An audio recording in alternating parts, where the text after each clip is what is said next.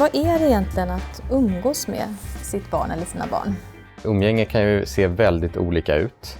Men grunden för umgänge, det jag menar med umgänge, det är ju att man gör någonting tillsammans där man har något slags utbyte.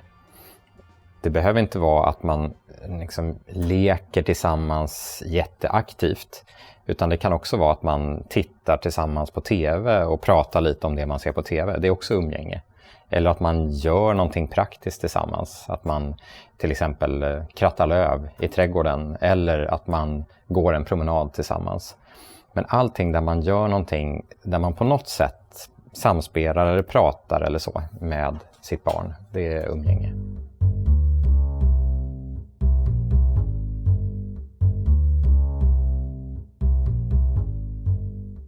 Ja, dels är det viktigt för att barnet ska känna att min förälder bryr sig om mig.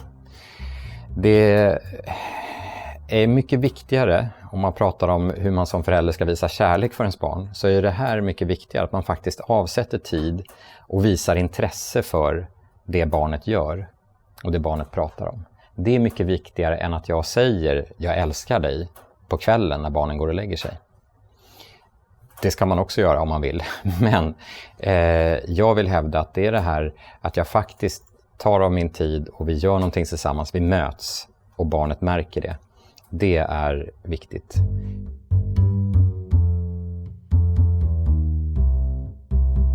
Det är många som känner just det. Att men jag är med barnen hela tiden. Ska jag vara ännu mer med barnen?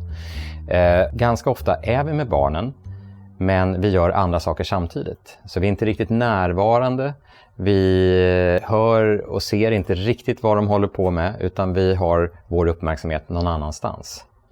Därför så brukar det vara värdefullt att avsätta lite tid och bara fokusera på sitt barn. Att bara lyssna på vad barnet pratar om eller engagera sig i det som barnet gör.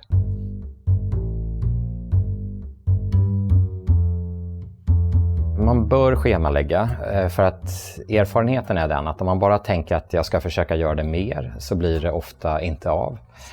Därför är det bra att schemalägga och avsätta tid för sig själv i kalendern eller om man har någon rutin till exempel.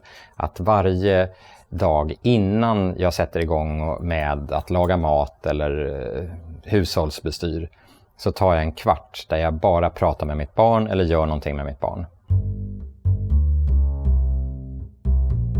Det första man ska göra tycker jag är att sänka kraven på sig själv. Vad är bra umgänge? Om vi så bara sitter på varsin stol bredvid varandra och stirrar framför oss. Bara jag liksom har uppmärksamheten på mitt barn så är det umgänge. Vi behöver inte prata om någonting. Vi behöver inte göra någonting aktivt. Utan jag kan bara sitta där och vänta in och se om mitt barn börjar prata om någonting. Och då svarar jag.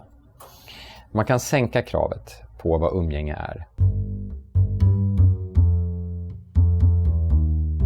Det kan ju vara väldigt tråkigt. Det kan ju vara fruktansvärt tråkigt om ens barn gör någon lek som man tycker är helt meningslös. Att det bara är nonsens. Det är klossar som byggs och sen rivs ner och byggs upp och rivs ner och byggs upp och rivs ner. Lite grann så får man förbereda sig själv på det. Att det här kanske inte blir roligt. Och det är inte meningen att jag ska tycka att det här är roligt. Meningen är att vi ska göra någonting tillsammans. Och att det ska bli kul för mitt barn. Att mitt barn ska känna att det blir roligt. Det som brukar hända är att när jag som förälder ser att mitt barn liksom är engagerad i den här leken och uppskattar att jag är med. Då kommer jag också att känna att det kanske inte är roligt, men jag kommer känna att det är meningsfullt.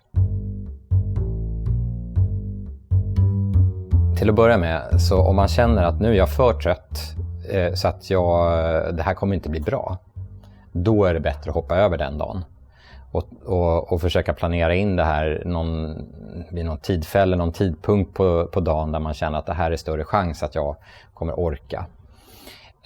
Men annars så vill jag återigen påminna om att man kan sänka kraven på vad umgänge ska vara. Och jag kanske kan föreslå då, ska vi titta på tv tillsammans? Någonting som inte är så ansträngande men när man ändå gör det tillsammans.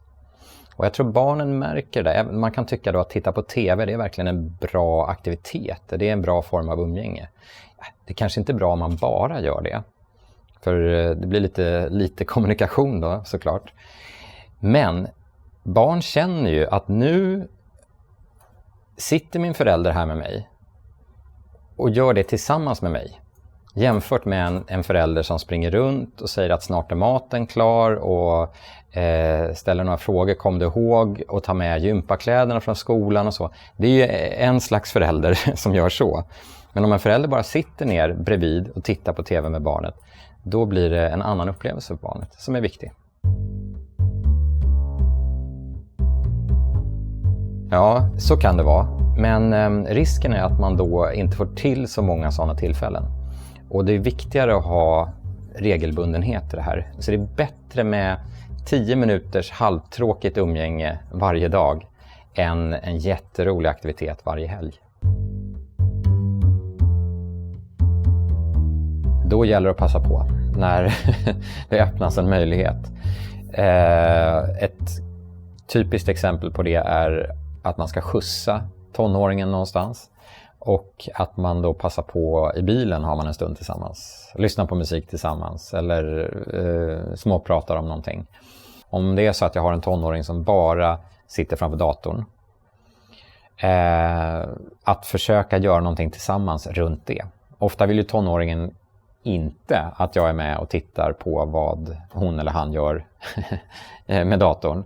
Men finns det något spel till exempel eller någonting man gör med datorn som man kan göra tillsammans?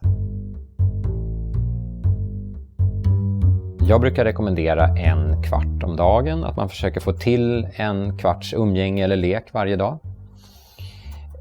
Det kan vara svårt. Ibland vill mitt barn inte umgås. Ibland har jag inte tid eller ork. Det är bättre att göra någonting litet än ingenting alls. Det är otroligt mycket värt om jag bara 1 minut en dag tittar på mitt barn och frågar hur mår du? Till exempel. Det är att se varandra. Det är en liten stunds umgänge.